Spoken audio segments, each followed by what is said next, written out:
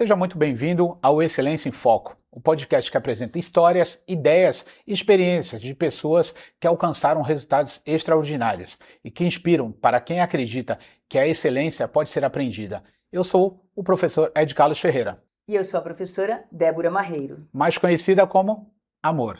E em cada episódio, iremos responder uma pergunta. O que as histórias aqui ouvidas inspiram você? Se você acredita no poder da educação, da disciplina, da dedicação e das pessoas, esse podcast é para você. Porque este é o Excelência em Foco. Histórias que inspiram, ideias que transformam e pessoas que fazem a diferença. Seja muito bem-vindo.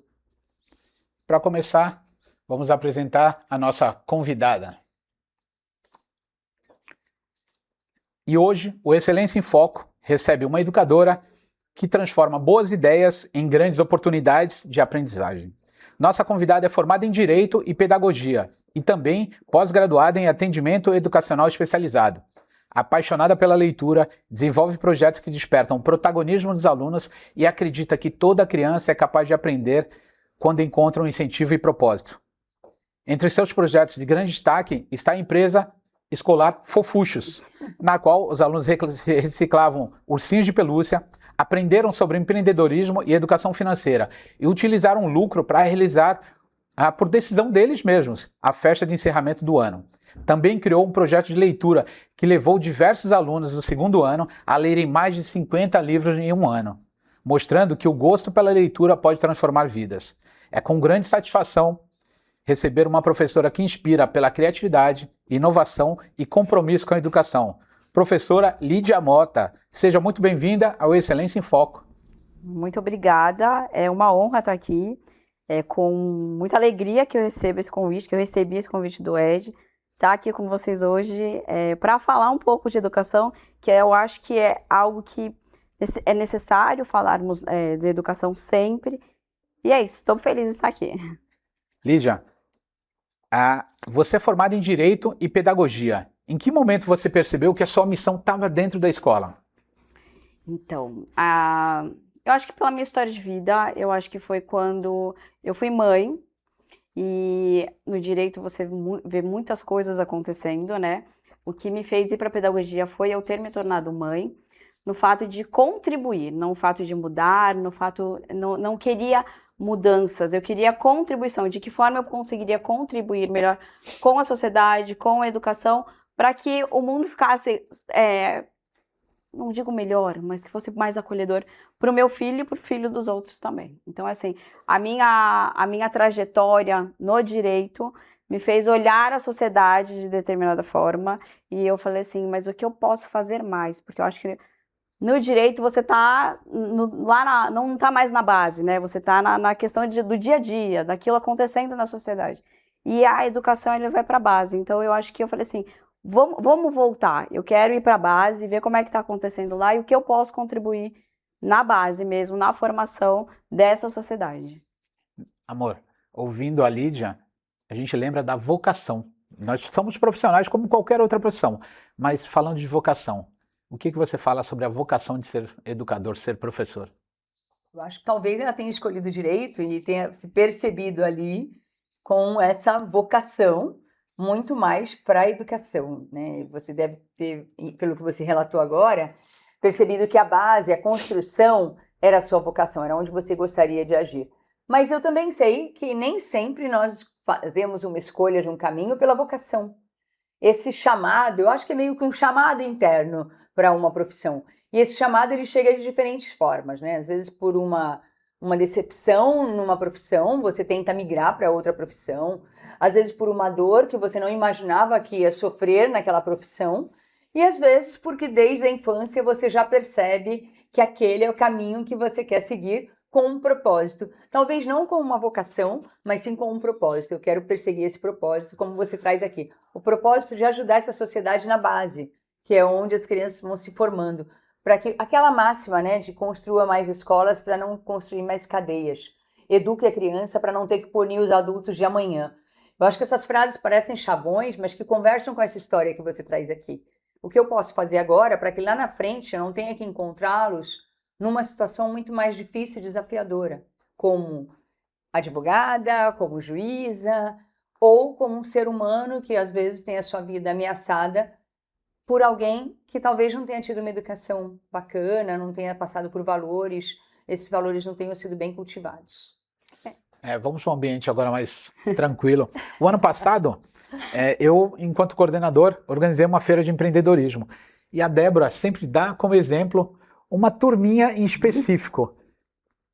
Me fala dessa turminha. Eu trabalhei com o meio ambiente durante algum tempo, então aqueles R's, né, do reciclar, reutilizar, eles estão muito presentes na minha vida. Eu faço a separação em casa, não sei nem há quantos anos, os meus filhos foram criados assim. Muito. E o reutilizar os ursinhos, da forma como vocês reutilizaram, de pegar esse ursinho, dar banho, colocar cheirinho e fazer uma pré-venda, estou dando um spoiler aqui do que foi. Mas foi um percurso que eu vi que me encantou tanto, porque as crianças estavam encantadas por ter a oportunidade de cuidar de algo que talvez fosse para o lixo e que você descobre ali, você tira leite de pedra, como nós falamos, descobrir que aquele ursinho que talvez fosse para o lixo, vocês fizeram um reaproveitamento dele, vocês reutilizaram o ursinho. Eu vou pegar um gancho aqui, agora eu quero que você conte. Como surgiu a ideia dos fofuchos? Bom, o nome Fofuchos S.A. foi uma votação, né?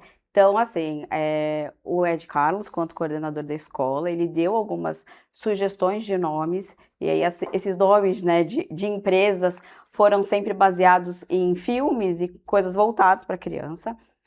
E eu coloquei os nomes, né, na lousa. E aí eu falei assim para eles, o que vocês pretendem, o que vocês querem aqui? Vamos fazer uma votação. E aí fizemos uma votação, e, enfim, cada um votou em um, e a gente foi eliminando. Falei, olha, então esses aqui, o menor voto saiu, vamos ficar com os maiores. E a gente foi, ao longo do tempo, ao longo da aula, fazendo isso. Chegou num ponto que tinha quase 50% de um e 40% por outro. Aí eu falei assim para eles, olha, numa votação realmente que acontece na sociedade, a gente precisa ter 50% mais um. E aí eles falaram, mas o que é 50% mais um? E aí a gente conversei com eles, falei de porcentagem no segundo ano, falei de porcentagem com eles, eu falei que, olha, 50%, o que será que é 50%? Então, a gente tem todas aquelas hipóteses, né? A gente sabe que é metade. Professor, é um número, 50% surgiram também questões do tipo, 50% é você ter um pouco. Quanto é esse pouco? E aí a gente foi trabalhando isso até chegar numa metade. Então, 50% é a metade. Então, a gente tem que ter metade dos votos mais um. E quanto que será que é isso? Como é que a gente faz isso? Nova votação. Então, vamos votar de novo. Então, eu coloquei para eles o que acontece na sociedade realmente. E aí, assim, surgiu os Fofuchos S.A. Surgiu o nome Fofuchos S.A. através de uma votação, que aí eu expliquei para eles também, né? De voto de presidente, voto de governador, que acontece tudo dessa forma. Uma das 3 feiras que aconteceu no ano, a primeira era na Semana Mundial do Brincar. Isso. E aí as pessoas tinham que criar brinquedos. Como é que surgiu essa ideia de reciclar ursinhos, receber de doação? Explica pra gente. Então, essa ideia surgiu da minha educadora. A Sônia, que era educadora da tarde, né? É uma escola de educação integral, então eu fico com eles no período formal, no período da manhã, e a Sônia ficava com eles, era a referência da tarde. E ela, junto com eles, decidiram que seriam essa reciclagem de ursos de pelúcia. E foram surgindo. Eu tenho um urso, eu vou trazer um urso tal, eu vou trazer aquele urso tal. E eles foram trazendo esses ursos e fazendo todo o processo, né, de higienização. Eu fazia com eles a contagem, então eles traziam os ursos. Quantos ursinhos a gente recebeu hoje? Tantos ursinhos. Quantos a gente já tem? Então, fazer uma espécie de contabilidade dos ursos, dos recebimentos, né? E dos recebidos, e quantos precisavam ir para a lavagem. Todos foram para a lavagem, todos passaram para essa higienização. A Sônia, junto com eles, consertou alguns ursinhos. Então, colocou um laço, tirou um olhinho que estava de um, colocou no outro. Então, foi feito esse reaproveitamento também, para transformá-los em produto para serem vendidos na feira. Débora, você como coordenadora, diretora de formação, que avaliação que você faz de um trabalho brilhante desse? Sensacional. Eu falei que quando eu estava ouvindo ela falar da porcentagem, eu falei, acho que trazendo a lei, né, em sociedade funciona assim, eu falei, aí foi a advogada gritando, né, aqui como faz.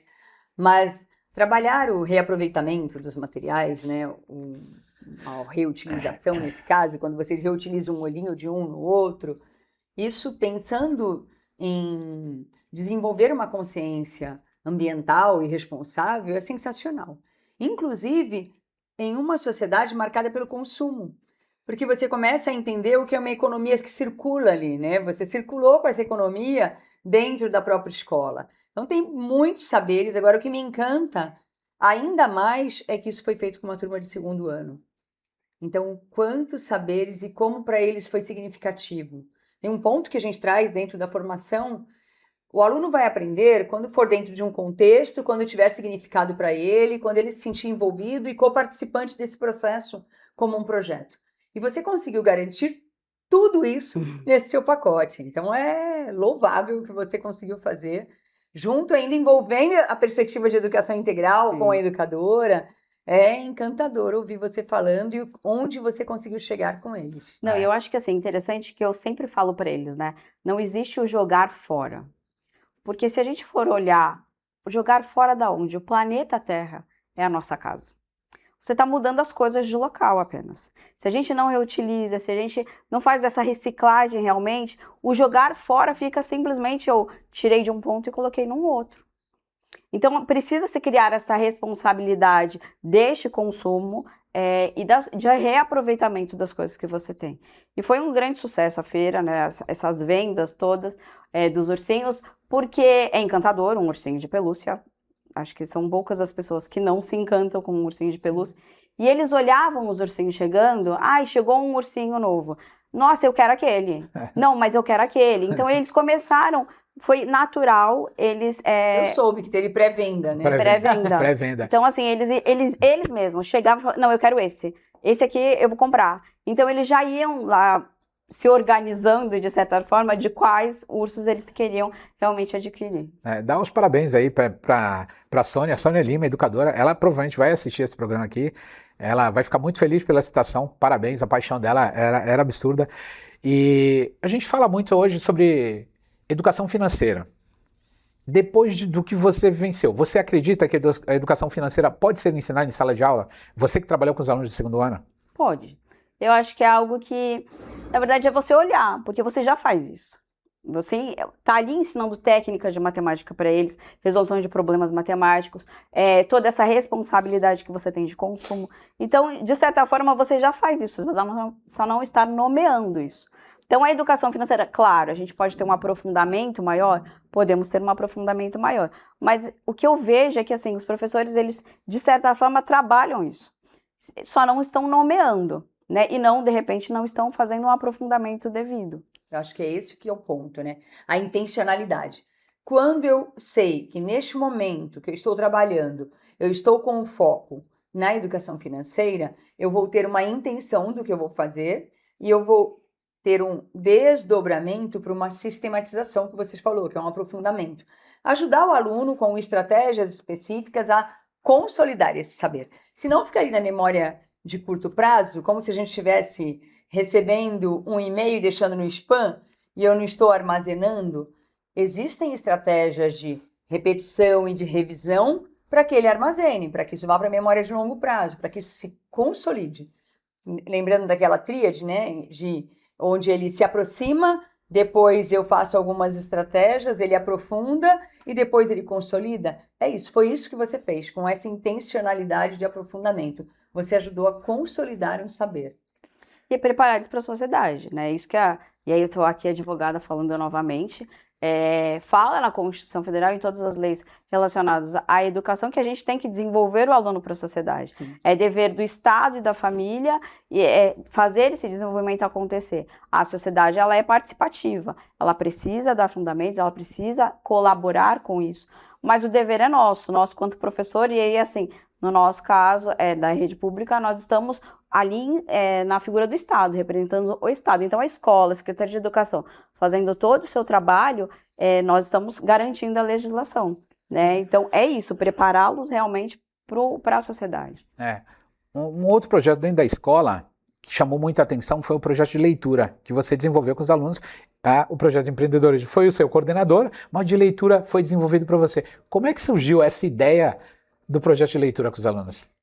Pô, eles estão ainda numa fase de alfabetização.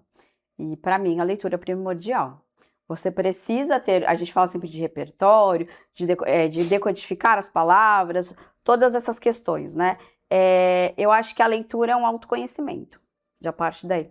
Na educação infantil a gente trabalha muito o eu, depois o eu e o outro, eu e o mundo. Então, tem todas essas questões. Eu acho que a gente não, ao longo do processo educacional, da escolarização, esse eu e o outro, esse eu e o mundo, ele não se desprende de nenhuma maneira, né? Então, é isso, trabalhar o eu. Então, o eu leitor primeiro, para ajudar a alavancar na alfabetização, para eu conseguir realmente alcançar esses objetivos. Amor, pegando tudo o que ela falou, qual é o segredo para criar um aluno leitor?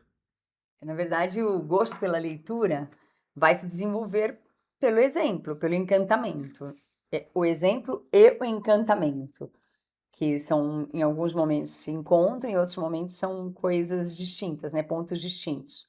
O exemplo, quando ele vê um comportamento leitor, o professor, o adulto que ele convive, outras crianças mais velhas, lendo, que eu vou ler de cima para baixo, da esquerda para a direita, que eu vou folhear o livro nesse sentido, que eu vou escolher o livro talvez pelo título, talvez pelo autor, talvez pela ilustração. Eu tenho os meus critérios de escolha. E então esse é um modelo leitor, é o exemplo de leitor, e o encantamento, a forma como eu leio para essa criança. Então você garantiu o exemplo quando você lia para eles, mas também o encantamento, porque você lendo, a forma de você ler, você encanta. E ele quer garantir esse encantamento feito por ele também, quando ele ganha essa autonomia na leitura. Agora, um ponto que é muito importante, né? Eu tenho falado sobre isso, é que a partir do momento que a criança ganha essa autonomia leitora, o aluno consegue ler por ele mesmo, os adultos ao redor, a família, os professores, diminuem ou param de ler para essa criança. E é nesse momento que a criança se distancia, porque ele não tem um adulto lendo para ele somente porque ele não sabe ler sozinho. Ele precisa desse momento da afetividade, do ler junto, de ter o exemplo caminhando junto com ele, de falando do motivo da sua escolha, de compartilhando as suas impressões. É esse encantamento que vai formar um aluno leitor. Foi isso que aconteceu no projeto. E é isso que acontece no projeto, E como né? é que você se sentiu quando viu alunos tendo lido mais de 50 livros? Eles vinham à minha sala e falavam, tio Ed, eu já li 50 livros. Então, Qual é a sensação? eu não vou falar que a sensação é de dever cumprido, porque eu acho que o dever, ele nunca tá... como é um processo, você precisa continuar caminhando. Mas aquela fase, aquele ponto, ele foi alcançado, né? Então, assim, o encantamento, eu digo muito dele se descobrir leitor, ele se autoconhecer, porque é isso. Às vezes, as mães chegam e falam, meu filho não lê, ele não gosta de leitura. O que ele não lê, mãe? Ele não lê aquilo que a senhora quer que leia ou aquilo que ele ainda não descobriu. Por isso que eu falo que é um autoconhecimento, realmente. O que ele gosta de ler? Ele gosta de videogame? Então dê livros para eles voltados para essa temática. E o projeto, ele vai muito nisso, né? Que você falou de estou participando, sou pertencente disso. Eles falam sobre os livros que eles leram. Eles têm pontos de apoio. Então, quem é o autor? Eles precisam fazer a leitura do livro, chegar na sala de aula e apresentar esse livro. E me disser, olha, indico ou não indico esse livro? Por que você indica? Por que você não indica? Então, quem é o autor? Quem é o ilustrador? Agora, eu estou com a mesma turma, né? Eles estão descobrindo a ficha catalográfica. Então, onde está a ficha catalográfica? Eles sabem que na ficha catalográfica tem todas as informações técnicas do livro. Então, toda essa descoberta, para mim, veja, lá no segundo ano nós conseguimos fazer com que eles lessem. E foram 256 livros. Nossa. No ano. Amor, eu tenho que chamar de amor aqui, senão vai... Bom, agora, vendo o que se passa aqui, o que diferencia um bom professor de um professor extraordinário? Eu acho que um bom professor é o que cumpre o que está posto ali. Eu acho que até nos nossos competes, né, no regimento, na legislação, olhando para a advogada, na legislação. E o extraordinário é o que busca para além do que está posto na legislação. É alguém que olha e encara os desafios como uma oportunidade de ajudar esse aluno a ter um futuro diferente, sabendo que vai impactar, porque nós vamos impactar no futuro dele, sim, positivamente ou negativamente. Ou porque eu acredito nesse aluno e acho que ele pode mais, ou porque eu acho que ele só pode isso e eu nem vou tentar desafiá-lo. Isso também é uma forma de enxergar, mas às vezes é a forma como o professor ele enxerga, né, como um ser humano que todo profissional é um ser humano. Sim. Ele enxerga a própria limitação. E muitas vezes, quando eu escutei esse tipo de comentário, né? Quando você leva uma exigência um pouco maior, mas você não sabe da história desse aluno como é difícil? Sei, é justamente por isso que eu estou exigindo tanto.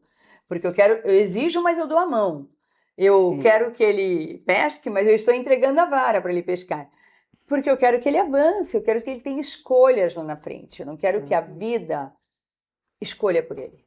Eu quero que ele possa fazer as escolhas. E para que ele possa fazer as escolhas, eu tenho que construir uma base tão sólida que dê a ele essa oportunidade de fazer boas escolhas. Acho que esse é o professor que busca a excelência.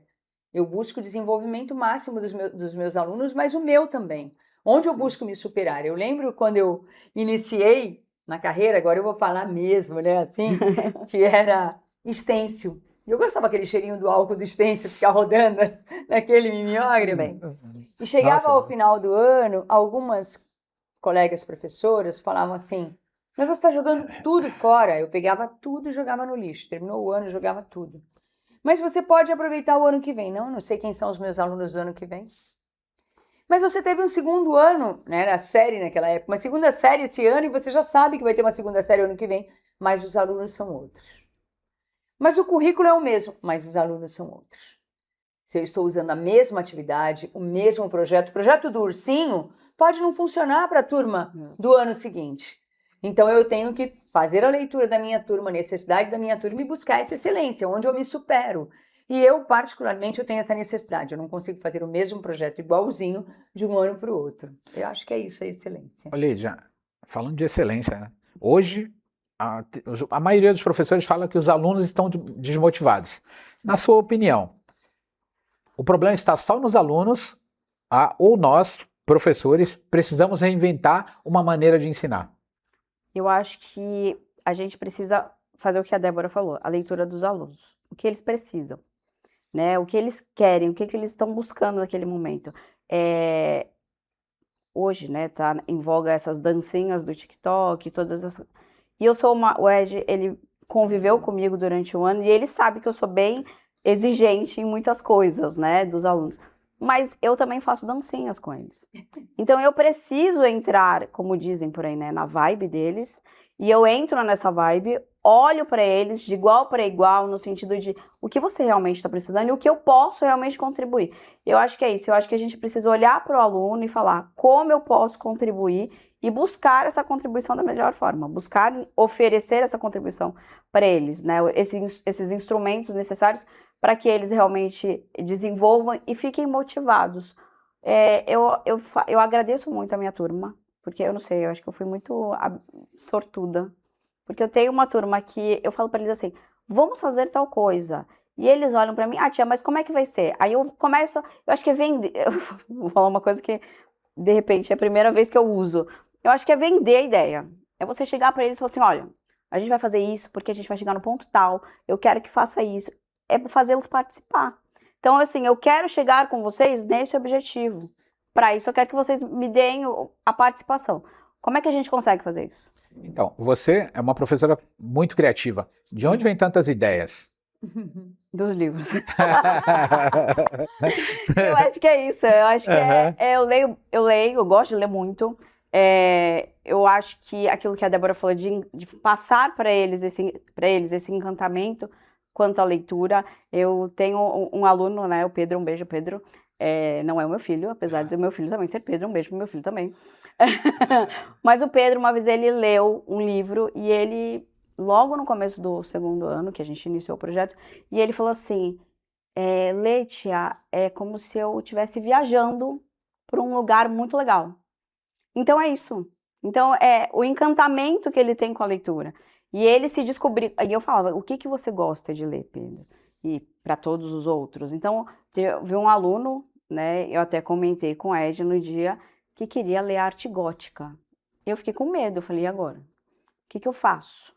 Vou conversar com a mãe primeiro para liberar o livro, porque eu não sei como é que vai ser chegar em casa com uma arte gótica.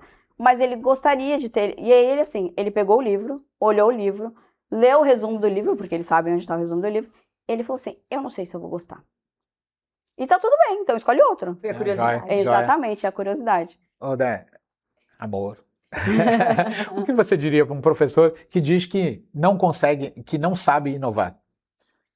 Eu já queria até ter interrompido e não interrompi a Lídia, mas para falar que eu acho que existe uma grande falácia na educação, que é que nós repetimos às vezes sem tomar conta disso, que é eu tenho que trabalhar a realidade do aluno. Não, eu não tenho que trabalhar a realidade do aluno, eu tenho que partir da realidade dele para me conectar, para me aproximar, é como se eu estivesse ali, eu estou buscando, dando a mão e trazendo.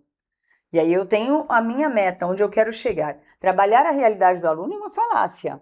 Porque se eu trabalhar a realidade do aluno, eu fico ali, circulando, eu não saio daquele lugar. Eu não oferto nada a esse aluno. Então eu preciso partir disso para ampliar. Então eu só vou partir da realidade do aluno e depois eu vou ampliar para eu sei onde eu quero chegar. Joia. Lídia, agora a gente vai para um outro caminho. Recentemente a professora Regiane esteve aqui conosco, no episódio anterior, e aí eu fiz uma pergunta sobre o Prêmio de Excelência Escolar, que a sua turma também participou. Como é que foi essa experiência? Porque assim, a ideia do Prêmio de Excelência seria incentivar os alunos a estudarem e através disso eles receberiam uma premiação, não seria uma competição, porque todos que atingissem o nível máximo ele seria premiado, tinha até a categoria inovação. E você sempre preocupada com os resultados, com os dados, com o gráfico e queria ver a sua turma. Como é que foi? Você acha que foi uma boa experiência? Você recomenda? Você gostaria de estar fazendo de novo? Porque esse ano não teve. Não, realmente, esse ano não teve na escola. Eu buscava realmente dados por conta disso. Eu preciso fazer a leitura da minha turma para saber quais são os pontos que eu preciso trabalhar com eles. Então, muitas pessoas veem a avaliação e essa questão do prêmio como uma competição, né? Eu não estou numa avaliação classificatória, eu não estou num prêmio de excelência classificatório. Eu estou num prêmio de excelência para olhar os resultados que eles estão trazendo, que estão acontecendo. Então, aconteceram aqueles resultados e o que eu vou fazer para melhorar. Eu lembro que o ano passado o Henry, um aluno meu, ele falou assim para mim, quando que eu vou aprender então sobre expressão numérica? Eu falei assim, então, é um caminho. Você vai trilhar um caminho e vai chegar a um ponto que você vai aprender sobre expressão numérica. Dentro desse prêmio de excelência. Porque é um aluno que ele é excelente. Ele estava em todas as premiações. Então, ele sempre ganhou uma medalha, né? E ele queria mais. E assim, isso quanto professora, eu olho para ele e falo assim, puxa, eu cheguei em algum ponto aí. Participei disso. Né? Eu sempre falo, o professor, ele participa da vida do aluno, ele faz parte de um pedacinho daquele caminho que ele trilhou. Sim. E assim, eu, quanto professora, olhar para ele falar, depois de um prêmio de excelência, falar, eu quero aprender novas coisas, essa espiral de conhecimento que vai crescendo, de sair da realidade dele para ir alcançando novos conhecimentos, e é uma espiral, a educação, ela é espiral, ela vai ampliando. Então, isso para mim, quanto professora, foi o auge. Eu falei, sensacional. Então, o prêmio de excelência foi corrido, né? Porque há, claro, todo um planejamento e o prêmio estava nesse planejamento. Eu queria sempre ler os dados deles, por conta disso, mais uma vez a leitura. Então, eu queria para contribuir melhor com eles, para fazer, olha, esse ponto a gente está aqui precisando melhorar, então vamos melhorar. Como é que eu posso fazer isso? Como é que a gente vai mudar essa realidade? Por isso, Você falou de receber os dados, e aí me trouxe na memória uma professora, quando na escola em que eu estava atuando como diretora, não tinha um prêmio de excelência, mas eu recebi os dados, e naquele momento era amostral, era só um quarto ano, e eu fazia essa devolutiva, assim como o Ed fazia com vocês, eu fazia essa devolutiva para ela. E o que é muito curioso e que eu quero compartilhar com você, e ver se você partilha do mesmo olhar, é que eu poderia imprimir os dados e entregar, como você poderia também pegar. Mas ter alguém olhando com você parece que está limpando as lentes, que você está enxergando que você não enxergava sozinha. É importante ter essa parceria, né? Eu chamo de parceria de responsabilidade, quando nesse caso é o parceiro mais experiente nesse olhar para dados, mas também um incentivando o outro a, olha, agora falta isso para sua turma, olha o que você pode alcançar. Isso é um percurso que é muito solitário do professor. Se ele receber aqueles dados e ele olhar sozinho. Por isso a importância, né, de ter o coordenador, o gestor junto, olhando com ele. Isso eu acho que faz total diferença. E eu lembro dessa professora, eu até fiz um vídeo, coloquei na internet sobre ela. Ela aposentou no final do ano. Então, o último gráfico saiu em novembro. E ela olhou para mim e falou assim: eu acho que eles não avançaram tanto assim. E eu acho que você vai ficar decepcionada comigo. Eu jamais ficaria.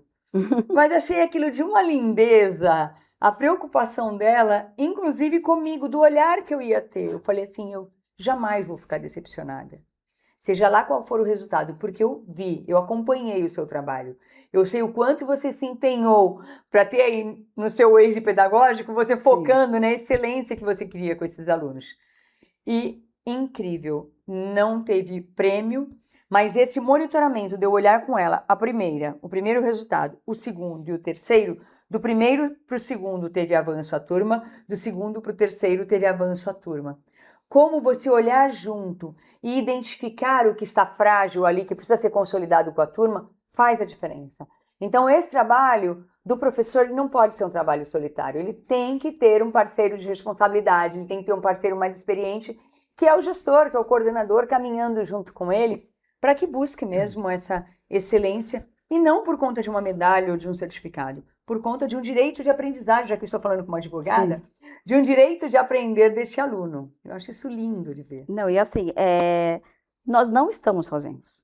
Eu acho que o professor ele pode se sentir sozinho, mas o coordenador pedagógico ele é o corresponsável, sim, na educação da criança. Ele não fala o escola, o aluno exatamente, é da escola, o aluno é da escola. Só. Então, assim, a equipe gestora é corresponsável, assim como a família é corresponsável por aquela educação. Eu sempre coloco na primeira reunião de pais esse artigo da Constituição no sentido de informação, de educação mesmo. Eu falo, olha, eu sou responsável por eles e eu serei responsável por eles. Eu estou aqui com vocês, comprometimento meu em relação ao aprendizado desse aluno. Mas vocês também são. Então, assim, a escola é responsável, a família também é. Mas é o todo, é isso que você está falando. É muito bom porque ali surgem ideias, né? Você está olhando aquele gráfico, todos aqueles dados e fala assim, puxa, eles estão pegando na multiplicação. O que a gente pode fazer de multiplicação? Eu tenho um jogo de multiplicação. Eu acho que de repente essa atividade vai ser legal. Eles vão se identificar com isso. E aí você acaba aplicando aquilo na sala de aula, em todo o contexto escolar. E o Ed, ele utilizava, vou pegar aqui, tá, Ed? Claro. Também os jogos que aconteciam na escola, né? Então, assim, não era uma coisa apenas do projeto de excelência, né? Essa excelência em foco que tinha na escola, focar na excelência dos alunos.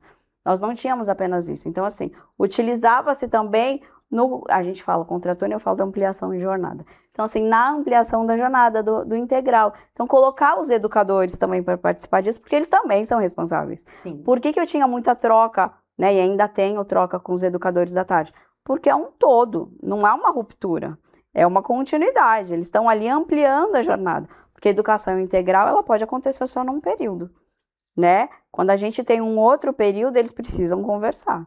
Eu digo que sempre que eu estou na escola, e a Débora já me conhece há muitos e muitos anos, a minha frase é: toda criança tem algum talento. A gente só precisa dar luz ao talento dessa criança. Ele pode ser um atleta, ele pode ser bom em matemática, língua portuguesa, tem alunos bons em artes.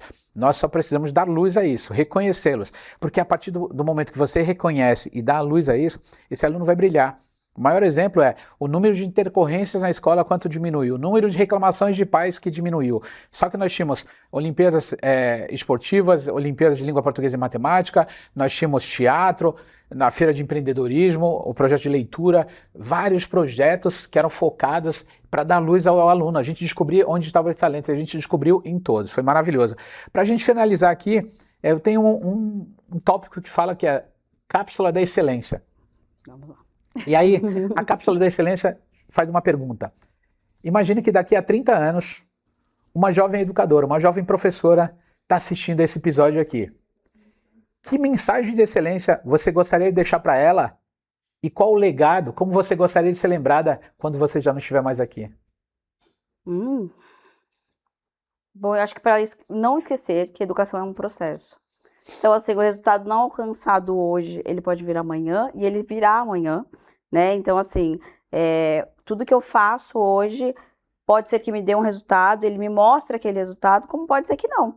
Eu plantei a sementinha e ela vai sendo germinada até aquele aluno alcançar o sucesso que ele almeja. Eu falo para os meus alunos, não desistam dos sonhos de vocês. Sejam eles qual for, não dê ouvidos às pessoas que falem que vocês não vão conseguir. Se é aquilo que você quer, lute, vá buscar meios para que você alcance isso.